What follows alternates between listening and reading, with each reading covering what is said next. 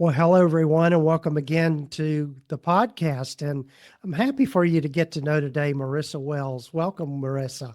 Glad you're Thank you here. for thank you for having me, Gordon. Yes, yes. And as I start with everyone, why don't you tell folks a little bit more about yourself and how you've landed where you've landed? Yeah, so I am a professional counselor in Arkansas and a clinical supervisor for newly licensed therapists. And I'm located in Central Arkansas, and I mainly help aging families navigate aging issues from a relationship standpoint, end of life issues, how to make decisions for our family members that are difficult. And my main focus is to help them stay intact at the end because there's a lot of things that can go awry in kind of the aging family dynamic, especially with siblings or other family members. So one of my main goals is to help kind of process anticipatory grief and be as prepared as we can for end of life and even after.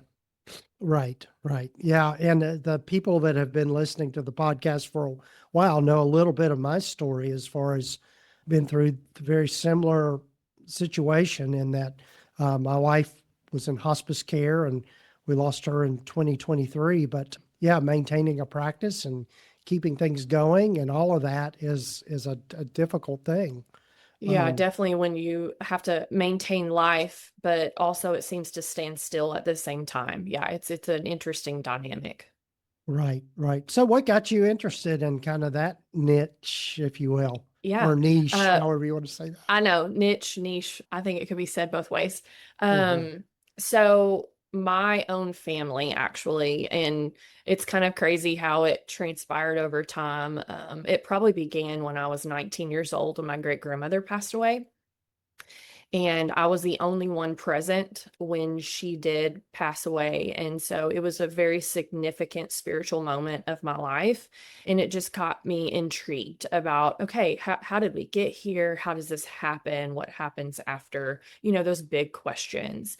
And over time, life happens. And then I had a family, and then I decided to go back to grad school to help people. We had a family crisis, and it just kind of made me realize of I just need to help people who are in our situation, similar situations as we are. And so I went back to grad school. And then when I was in grad school, I met a professor who specialized in geriatric psychology.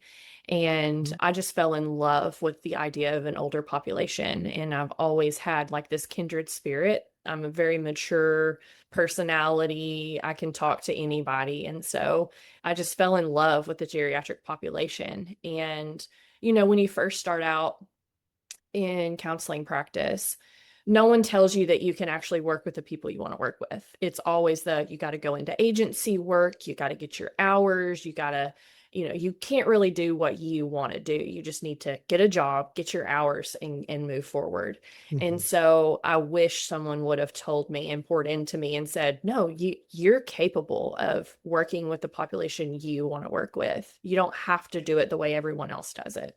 And so Hmm. when I'm working with new clinicians, that's what I focus on with them is like, who do you want to help? What sets your soul on fire? Like that, those are the people you want to start navigating and gravitating towards. And so after I got done with my LAC work, I built a group private practice. And it was kind of the same thing of like, I just needed to help people who walked through the door. And so I never really got to touch exactly who I wanted to work with.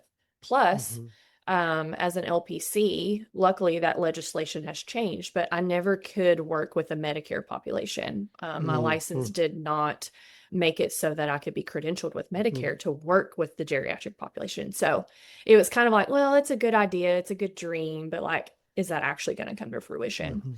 And in my group practice, I definitely got to work with several older adults. And it just kind of reminded me of that first love of like, oh yeah, like this is what gets me going. And then in my own family, my other grandparents began showing signs of dementia and navigating with my parents on how to care for them and decisions we needed to make as a family. So uniquely, my dad and my mom are only children. and I'm their only child. And so it was a very collaborative, like we were all we had to make these Mhm. decisions. And so we relied a lot on each other. And so even with how well my family communicates, there were still things that I was like, okay, if this were me and I was making a decision, I would do it differently. And so it just started me on this trajectory of like, what would this look like if I did this in my counseling practice and helped people? I Mhm. can speak the language. I know Mhm. exactly what they're going through because we went through it. Mhm. And so, and it all looked differently in my family, like different, severities of dementia, or one wasn't as severe and still functioning, and cancer diagnoses and things like that. And so, yeah, it just was like, okay, it just opened my eyes. And then I sold my group practice and I was like, okay, if I'm going to do it, now's the time. Like it was Mhm. a definitely open door that I took, and I started just promoting myself as an aging family therapist and connecting with people. And I've been fortunate to, put my foot in the door at assisted living facilities. And recently I have become in network with Medicare because that legislation has changed. And so I'm Mhm. excited. I'm like ready to go. Mhm. Um, I really didn't want to do insurance, but it was this decision of like, okay, if I want to work with the people I want to work with, this is kind of what I need to do for them. And so, yeah, and then here I am today, just All right. trying to get the word out on how important it is for us to talk about aging family issues. Yes, yes, and I having experienced it with my parents, and then with a wife, I think it's one of those things. It's never something we want to have to do, but when it does come, being able to get that balance between, particularly if you're in private practice, that balance of, how do I continue to see clients, or do I take time Yep. off, or Yep. what do I need to do in order to take care of myself and my Hmm. family, that sort of thing. And so, in your work with, I guess, supervisees, but also in working with people in general, because it's not only unique to, counselors and therapists, but, any sort of, as adults, taking care of aging parents and that sort of thing, and finding that work-life balance kind of thing. What are the things that you're running into as you work with people around these things? Yeah, it really is kind of the decisions of, I have to work, I have to do these things, but I also feel like I have to, be at these doctor's appointments and for my family members. And in fact, I have a supervisee right now who's going through it. She is responsible for decisions with her grandparents. And so she's a new therapist and trying to maintain a caseload, work full time, and take care of two aging parents at this Mm, grandparents at the same time. I mean, so it is a big issue of like, how do I actually do both at the same time? And I don't like to use the word mhm, balance because I think that it's like this pivot point on a mhm, balance. mhm, It's almost like mhm. a harmony, like a, if I make this decision, I need to see how it impacts other areas of life. And if I Right. make this decision, what does that look like too? So Mhm. making decisions as they come instead of putting like a pressure point of, okay, I Right. can only see X number of clients to feel in harmony. You may be able to do it all based on your resiliency, your coping mechanisms, like, and so it just depends on the person, really. Right. Right. I heard somebody describe it as finding a different life rhythm, Uh-huh. which I like that way of thinking about it as well. I do Yeah. too. And really, when you think about rhythm and harmony, you have to prioritize things a little bit different. And I think that's what people struggle with the most is what was Mhm. priority yesterday is not priority today. Right. Um, Right. it's all important. All of it is important and equally important. But what is top priority today that I have to get done or have to decide, and what can wait until tomorrow? And so it's an active decision making process, which comes into this really proactive grieving too. Mhm. When you're Mhm. being cognizant of these decisions, you're grieving proactively without knowing it. And so I try to help clients and therapists who I touch in this area, because I have people call me all the time. I've my mom and my grandma, it's constant, like try, because everybody needs this help. We're all gonna face an aging parent or an aging Yes. family member. We're Right. not going to get away from it. And so, like, Yeah. how do we do it well? I think is a big question people ask. Right. Right. Yeah. So, in just thinking about that, how does one do it well, would you say? Well, I automatically go clinically and think about functioning.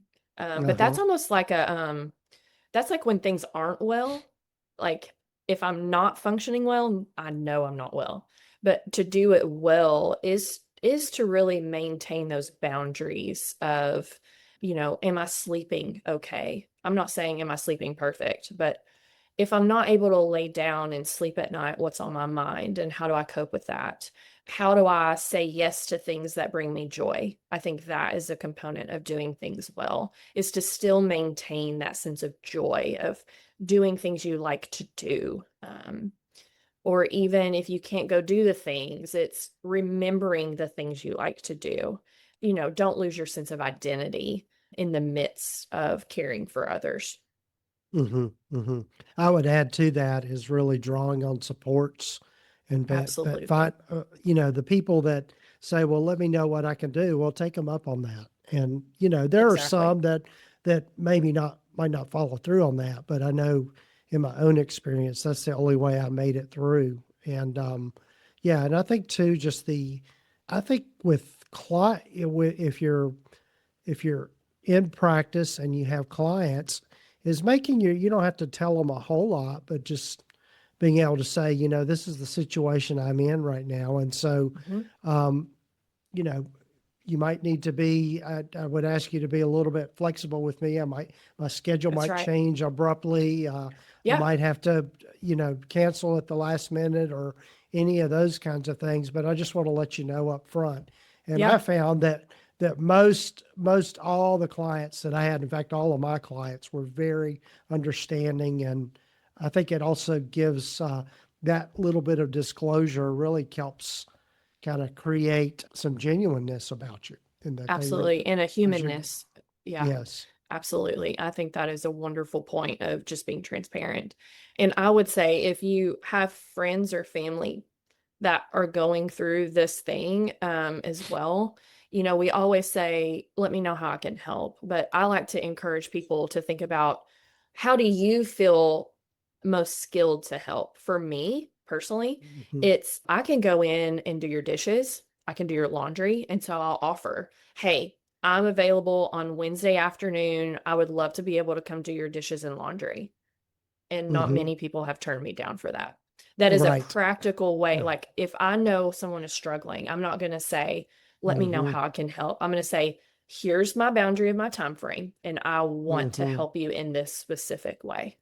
Right. Right. Or Yeah. if you It's need, like, can I pick your kids up from That's school? it. Or yeah, Hey, I yeah, want to take all the of kids those out to things. dinner, Yeah. give you a night off or whatever. Like, I want to Mhm. do that for you. Absolutely. If you can figure out a practical way, but I think where Mhm. people can get burned out on helping others is when we don't provide that boundary of like, okay, Mhm. I've been gone Monday, Tuesday, Wednesday night. I probably shouldn't say I can help you on Thursday night. But to really navigate that in a true boundary and a healthy boundary Mhm. kind of sense.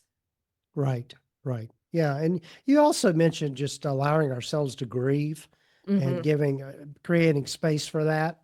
And I think that's so important. I was talking with somebody this past week, just talking about grief, and that grief is not something you get over; it's something you move through. And Hmm. so, being able to think about it in that way, and that you're going to have what I call meltdown days or meltdown moments, and just allow yourself to do that. Yeah, and to actually feel. I actually had someone say that last week about, I feel like I should be over it by now. And, we Hmm. talk about like what makes you think that, what expectations do you have of yourself, that kind of thing. This is something you've never been through. So how can you know that you should be over, just kind of challenging those belief systems about what grief is and what grief isn't. Yes, yes, that's good. That's good. I Mhm. like that. So to switch gears a little bit, I know, Marissa, one of the things you enjoy doing is supervising new therapists and helping integrate them into practice and learning about private practice and that sort of thing. So say some things about that. Yeah.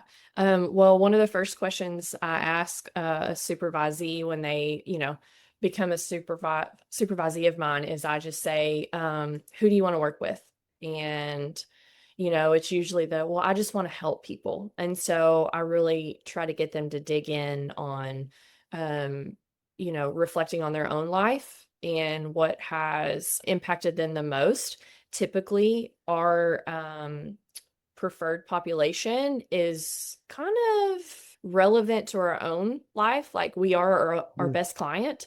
And Mm-hmm. so, because we can really speak to the internal dialogue that someone has. And so really challenging them on who set your soul on fire. If you could do anything and money wasn't a problem. So we gotta kind of go through like miracle questioning Mm-hmm. and kind of open up the mind about who they want to work with. And Right. I love it. I love it so much. I think there's a Mm-hmm. lot of limiting beliefs when you first start out in therapy that you're less than, you're not equal Mm-hmm. to a seasoned clinician. And so, I mean, I know some seasoned clinicians that probably aren't as well equipped as a new clinician. And so I try to kind of help them fight through all of those negative perceptions about themselves. Right, right. Yeah. Yeah, it is, I know for me, I've been doing this a long time. And when you figure out what your niche is, if you figure out what you're passionate about, it makes you a much better clinician, actually, I think. Absolutely. Yeah, because Absolutely. you really understand whether it's something that's happened to you personally or you've been through yourself. But yeah, you just have much more insight into things, and yeah, it just goes a long way. So Yeah, yeah. and I think it can change. We Hmm. often think that Yeah, it's a forever absolutely. decision, and it's not. Yeah, yeah, it absolutely. Well, Marissa, I know we've got to be thinking about our time here, but tell folks a little bit more about some of the work you do outside of therapy. I know you're doing some consulting and working with newer therapists and that kind of thing. So, Yeah, so I actually have a free resource group. It's called the Aging Family on Facebook, and it's just a free resource for people to use. I'm just trying to get, this is going to be a huge demographic issue that we're seeing in the next 20 years where we're all going to be facing this aging family issue. And so I just want a place for people to go to find the resources that they need. I am consulting with assisted living facilities and physicians in our area about how to integrate mental health with kind of the geriatric population and how hmm. to help caregivers and family members who may be struggling. And so, yeah, I do a lot of trainings and consulting and coaching too, really, for Hmm. individuals who maybe don't want individual therapy, but can find usefulness in some of the things that I offer. Right, right. Yeah. Well, it's a much needed niche and a much needed service that you're providing there because until you go through it, you really don't. People, I think it's something we put out of mind, but when you go through it, knowing how to navigate and getting the support you need is so important. For sure. Yeah. For sure. Yeah. Well, tell folks how they can get in touch with you and that sort of thing. Yeah. So my website is mwells.co, not .com. I found that people try to go to .com, but it's mwells.co. And you can find all of my clinical and supervision things on my website. And then my free resource group on Facebook is facebook.com/the aging family. And so that's where I'm located. And Psychology Today as well. I'm on there Mhm. for clinical issues too. Sure, sure. And we'll have links in the show notes and the show summary for folks to get to that easily. So, well, Marissa, I enjoyed our conversation and hopefully we'll be able to do this again. Yes, thank you so much, Gordon.